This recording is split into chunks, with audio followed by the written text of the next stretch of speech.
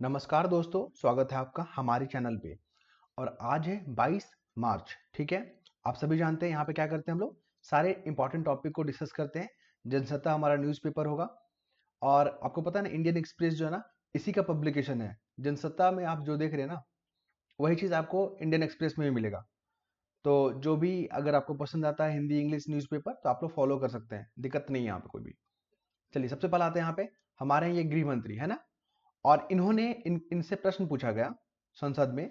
बताइए तो कि आर्टिकल जो 370 हटा है जम्मू कश्मीर से, उसका क्या परिणाम देखने को मिल रहा है। पहला प्रश्न।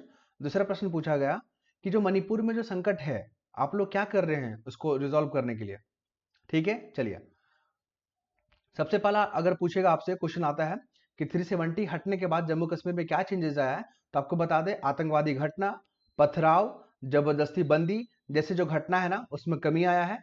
दूसरा क्या है, इन्वेस्टमेंट वहां पर आया है, पर्यटनों की संख्या काफी इजाफा हुआ है और वहां की अर्थव्यवस्था बूस्ट कर रहा है। क्वेश्चन मेंस में पूछ लेगा आपसे कि अर्थव्यवस्था, माफ कीजिएगा, जम्मू कश्मीर में 370 हटने के बाद क्या परिवर्तन हुआ है, टिप्पणी करें, यही सब लिखना है आपको। दूसरा बात करते हैं हम लोग यहाँ पे कि ये जो मणिपुर है हमारा, वहां पे जो संकट है उसकी रिजॉल्व के लिए केंद्र सरकार आयोग बनाई है, समिति बनाई है, राष्ट्रपति शासन लागू कर दी है और वहां के जितने भी स्टेक होल्डर हैं उनके साथ शांति वार्ता बातचीत पे आगे बढ़ रही है। और यहाँ पे बहुत जल्द जो आपको देखने को मिलेगा शांति। ठीक है, ये तो हो गया। दूसरा आपसे पूछ लेता है यहाँ पे एग्जाम में कि भारत के सामने वर्तमान में इंटरनल जो आंतरिक चुनौती क्या क्या है उसके बारे में टिप्पणी करें।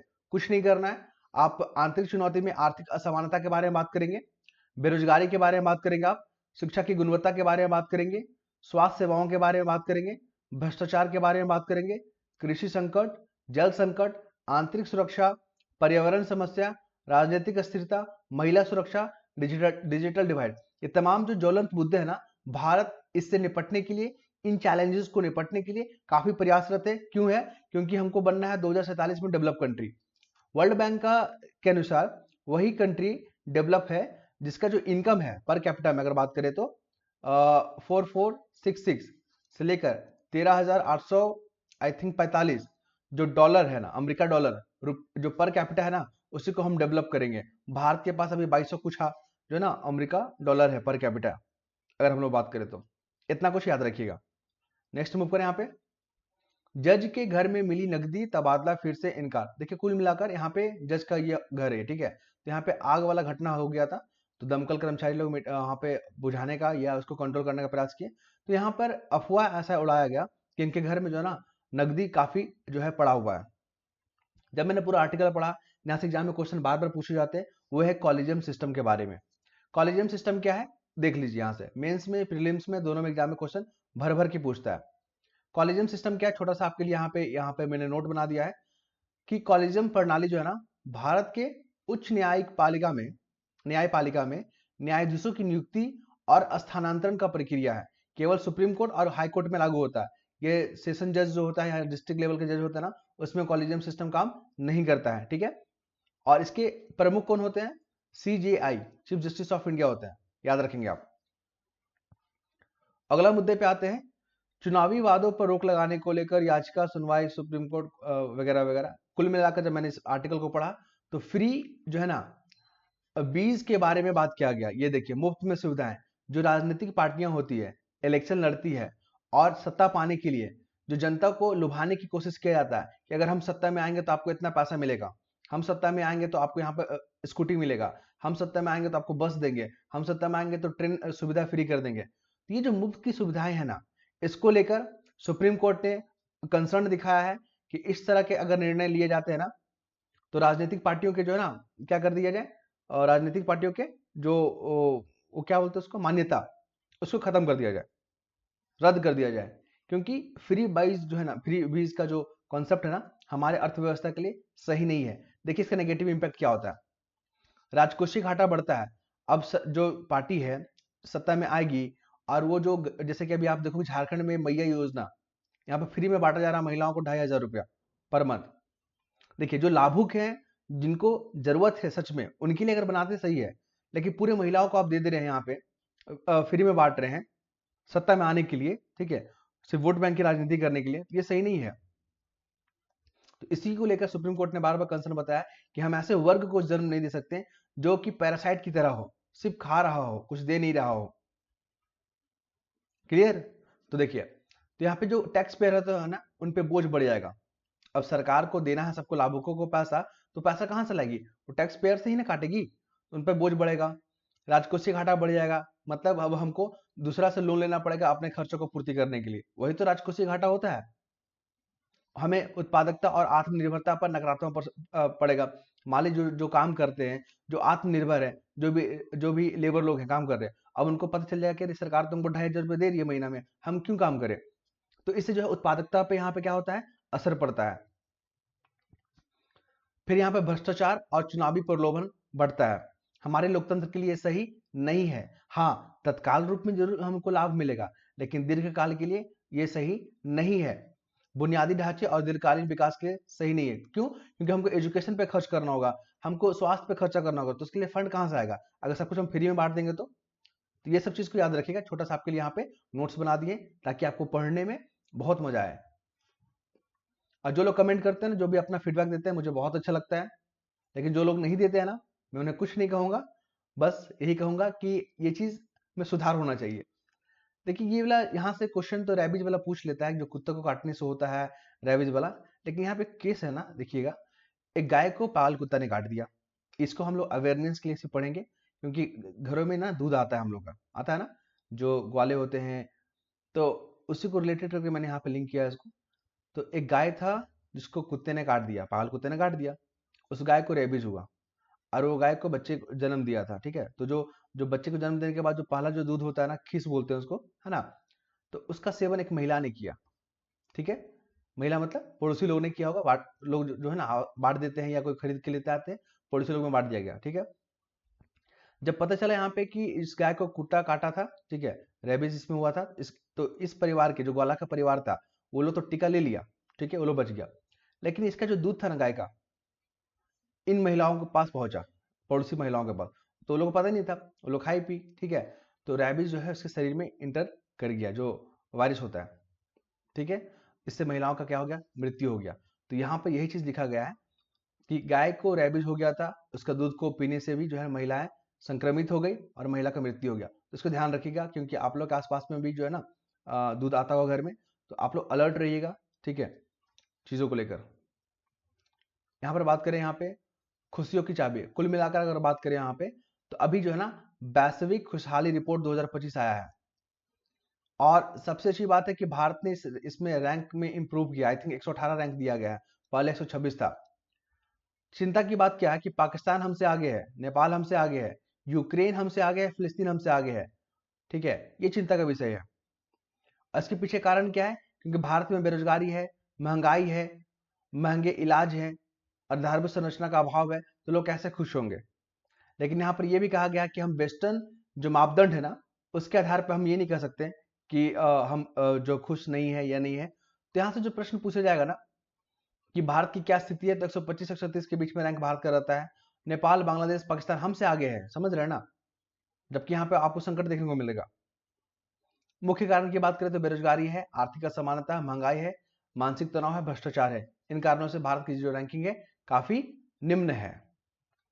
यह है मुख्यमंत्री कहाँ के, तमिलनाडु का। इनका प्रश्न भी जायज है परिसीमन को लेकर, कि हम लोग जो है ना पॉपुलेशन कंट्रोल करने के लिए परिवार नियोजन जो कार्यक्रम है उसको अच्छे से लागू किया, हमने अपने पॉपुलेशन को कंट्रोल किया। लेकिन जब परिसीमन आयोग होगा 2026 में और सीटों का बंटवारा होगा लोकसभा में, तो हमारी संख्या घट जाएगी, हमारा रिप्रेजेंटेटिव घट जाएगा। ठीक है, तो आपको बता दें यहाँ पे परिसीमन आयोग को लेकर जो है यहाँ पे जो विपक्ष के पार्टी लोग हैं वहां पे एकजुट हो रहे हैं। जैसे कि साउथ के राज्य वाले सब एकजुट हो रहे हैं वहां पे, और ये लोग बोल रहे हैं कि संघवाद के लिए खतरा है, फिर यहाँ पे लोकतंत्र के लिए खतरा है, ऐसा ऐसा आरोप लगा रहे हैं। कुल मिलाकर जो क्वेश्चन पूछा जाता है, आइए देखते हैं यहाँ पे। परिसीमन आयोग क्या है, इस बार प्रीलिम्स में पूछेगा आपसे, क्योंकि यूपीएससी में क्वेश्चन पूछा गया है कि अब तक कितने बार परिसीमन आयोग का गठन किया गया, तो कुल 4 बार। आइए देखते हैं यहाँ पे परिसीमन आयोग क्या होता है। भारत सरकार के द्वारा गठित एक संवैधानिक निकाय है। पूछेगा कि परिसीमन आयोग कॉन्स्टिट्यूशनल बॉडी है, हाँ या नहीं, तो यस, क्या है वो, कॉन्स्टिट्यूशनल बॉडी है। जैसे महिला आयोग, जो वीमेन कमीशन है वो क्या कॉन्स्टिट्यूशनल है? बिल्कुल नहीं। मानवाधिकार आयोग कॉन्स्टिट्यूशनल है? बिल्कुल नहीं, ध्यान रखिएगा। तो लोकसभा और विधानसभा में की क्षेत्रों में जो सीमाओं का पुनर्निर्धारण होता है, और इसके लिए संविधान 182 और अनुच्छेद 170 प्रावधान किया गया है। और ये एक अर्ध न्यायिक जो है ना निकाय है, याद रखिएगा, क्वासी जुडिशियल। क्वेश्चन यहां से आ रहा है, ध्यान रखिएगा। ये है आरएसएस के प्रमुख मोहन भागवत। आरएसएस को लेकर भी क्वेश्चन बीपीएससी में पूछ लिया गया है, यूपीपीसीएस में पूछ लिया गया है। 1925 में ये संस्था बना था, ठीक है, ये फैक्ट हो गया। इन्होंने कहा कि जो परिसीमन को लेकर जो साउथ के राज्य यहाँ पे आरोप लगा रहे हैं ना, वो राजनीति से प्रेरित है। मणिपुर में जो स्थिति है ना, और उसको यहाँ पे ठीक करने की बात कर रहे हैं वहां पे, और यहाँ पे उत्तर और दक्षिण विभाजन जो पैदा करने की कोशिश किया जा रहा है विपक्ष द्वारा, ये सही नहीं है। कुल मिलाकर लैंग्वेज की बात किया जा रहा है। त्रिसूत्री जो फॉर्मूला है, त्रिभाषा सूत्री फॉर्मूला, जो कि हिंदी, इंग्लिश और रीजनल लैंग्वेज को बढ़ावा देता है, तो उसके विरोध में जो है ना साउथ के राज्य, खास करके तमिलनाडु, यहाँ पे इसका अपोज कर रहे हैं कि हम डुअल लैंग्वेज को एक्सेप्ट करेंगे, एक तमिल और यहाँ पे कौन सा, अंग्रेजी। हम हिंदी को यहाँ पे नहीं देंगे, ठीक है।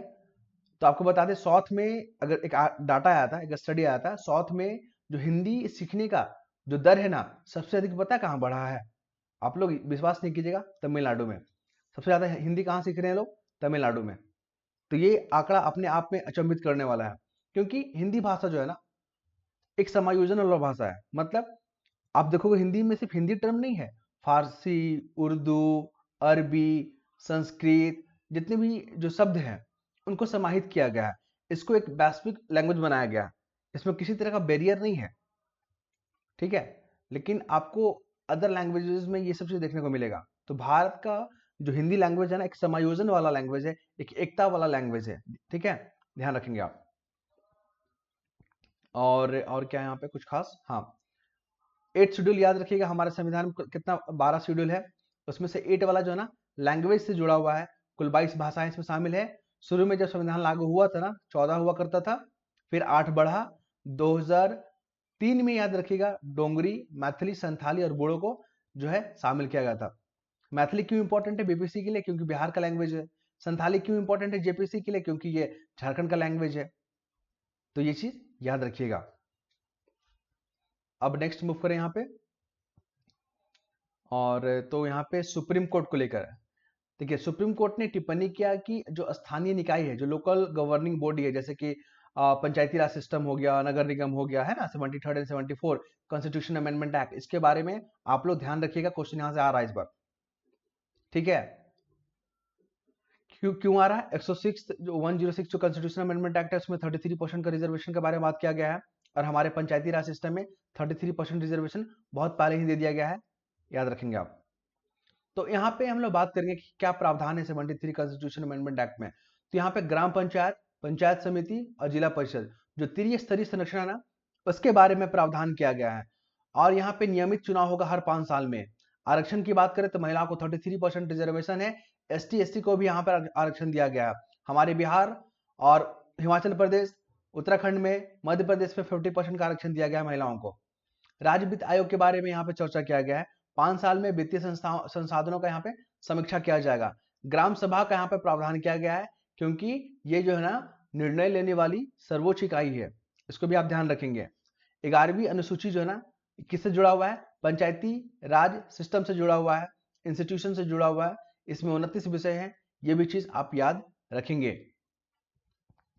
ये है हमारे प्रधानमंत्री जी, इनको कौन नहीं जानता, पूरा विश्व जानता है। लेकिन यहाँ पे इंपॉर्टेंट ये है कि अब जो कोयला का जो उत्पादन है ना 2024-25 में 1 अरब, कहा गया, हाँ, 1 अरब टन कोयला का उत्पादन। भारत की उपलब्धि के बारे में आप पूछेगा ना अचीवमेंट में, तो आप कोयला के उत्पादन के बारे में बात कीजिएगा, क्योंकि कोयला हमारा ऊर्जा सुरक्षा के लिए काफी महत्वपूर्ण है, क्योंकि इससे हमें बिजली उत्पादन करते हैं और कई इंडस्ट्री में ईंधन के रूप में इसका यूज करते हैं। इसको भी आप याद रखेंगे। और आपको यहाँ पर बता दें कुछ खास बात, बस इतना ध्यान रखिएगा। अभी वर्तमान में भारत कितना है? 5th लार्जेस्ट इकोनॉमी है। पॉपुलेशन में फर्स्ट हो गया, 144 करोड़ का आबादी है भारत के पास। सबसे ज्यादा जो डेमोग्राफिक डिविडेंड बोलते हैं ना, जनसंख्या लाभांश इसको हिंदी में बोलते हैं, भारत में भी सबसे अधिक है, ये भी याद रखिएगा। और डायस्पोरा जो रेमिटेंस होता है, रेमिटेंस जो हमारे जो भारतीय नागरिक हैं जो बाहर में रह के, देशों में रह के काम करते हैं और पैसे भेजते हैं, 111 अरब डॉलर का, अमेरिकी डॉलर। तो ये भी हमारे लिए काफी महत्वपूर्ण है, ये भी याद रखिएगा। दूध उत्पादन में भारत टॉप पे आता है। मोबाइल प्रोडक्शन में भारत सेकेंड रैंक में आता है। ओके, और क्या बात करें, जो स्पेस टेक्नोलॉजी है भारत इसमें 4th नंबर पे आता है। और सेना की बात करें तो सेकेंड नंबर पे है भारत, नहीं 4th नंबर पे है, ठीक है। और फार्मास्यूटिकल प्रोडक्शन में या उसको एक्सपोर्ट करने में भारत की अहम भूमिका है। ये सब चीजों को याद रखिएगा। अब बात करते हैं हम लोग यहाँ पे भारत के सामने ऊर्जा सिक्योरिटी के लिए क्या क्या चैलेंजेस है। हम लोग आयात पर निर्भर करते हैं, हम लोग तेल का 87% इंपोर्ट कर रहे हैं, तेल और गैस को हम लोग अधिक आयात कर रहे हैं। ऊर्जा संसाधन असमान उपलब्ध है, जैसे कोयला और गैस भंडार सीमित है, और हम लोग इसको ज्यादा यूज करें तो खत्म हो जाएगा। नवकरणीय ऊर्जा जिसको रिन्यूएबल एनर्जी बोलते हैं ना, उस पर डेवलपमेंट में काफी जो रफ्तार है काफी धीमा है, निवेश बहुत कम हो रहा है इसमें। जलवायु परिवर्तन और कार्बन उत्सर्जन ये अपने आप में बहुत बड़ा चैलेंजेस है। इससे क्या हो रहा है, क्योंकि हम लोग जीवाश्म ईंधन पर निर्भर है, तो जलवायु परिवर्तन और कार्बन उत्सर्जन दोनों बढ़ रहा है। बिजली वितरण में असमानता, ग्रामीण में आप देख लो, शहरी में देख लो, दोनों में यहाँ पे आपको डिफरेंस देखने को मिलेगा। यहाँ से क्वेश्चन बीपीएससी में बहुत बार पूछा है, यूपीपीसीएस में बहुत बार पूछा है। फॉरेन एक्सचेंज रिजर्व अभी वर्तमान में 654 अरब डॉलर हो गया, 4 करेंसीज में इंक्लूड होता है। ये देखिए कौन कौन सा होता है, फॉरेन करेंसी एसेट जिसमें डॉलर होता है, यूरो, ठीक है, येन, सब कुछ शामिल होता है। गोल्ड रिजर्व होता है इसमें, आरबीआई द्वारा संग्रहित होता है सोना। आईएमएफ इसमें जो रिजर्व है ना, आईएमएफ के पास जो रिजर्व है वो शामिल होता है। एसडीआर स्पेशल ड्रॉइंग राइट इसमें इंक्लूड होता है हमारे फॉरेन एक्सचेंज रिजर्व में। ये हो गया, बीपीएससी ने 68 में ये वाला पूछ लिया था। अमेरिका डॉलर जो है ना वर्तमान में 82 अभी कितना है, 87 के आसपास है। यूरो है 90 रुपए के आसपास। ब्रिटिश पाउंड है लगभग 104 या 105 के आसपास। जापानी येन कितना है, 0.60। तो ये भी कंपेयरिंग लिए याद रखिएगा। सबसे महंगा कौन सा है, रियाल, ठीक है। तो ये तमाम फैक्ट था, मैंने शेयर किया। आप लोग अपना फीडबैक दीजिएगा, जो लोग दे रहे हैं मुझे बहुत अच्छा लगता है। और आपसे इतना तो उम्मीद रख ही सकते हैं हम लोग। धन्यवाद।